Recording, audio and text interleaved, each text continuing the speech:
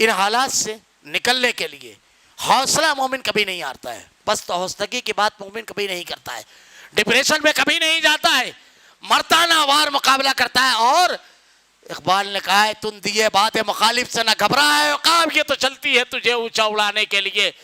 اللہ کے اوپر اس کا توکل ہے، ایک پتا بھی اللہ کی مشیت کے بغیر نہیں ہل سکتا.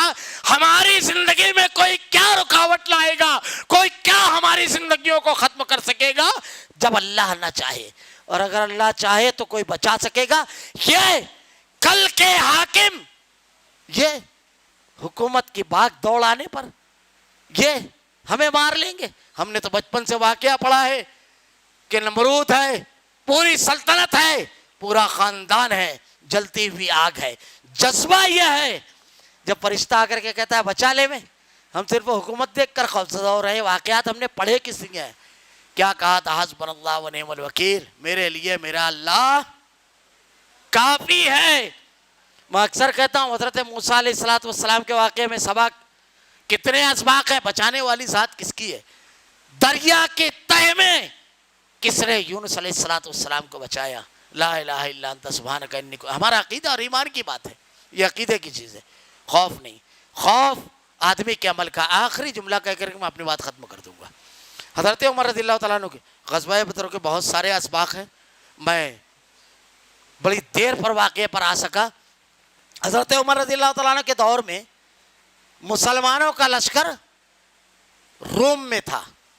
وہاں سے لیٹر دیا گیا اور لیٹر میں یہ لکھا گیا کہ ہم لوگ اپنے مرکز سے بہت دور ہیں، ہمارے پاس رس تو کم ہے، افراد کم ہیں اور ہتھیار کم ہے، ساری چیزوں کی کمی ہے، کچھ کمک بھیجیے.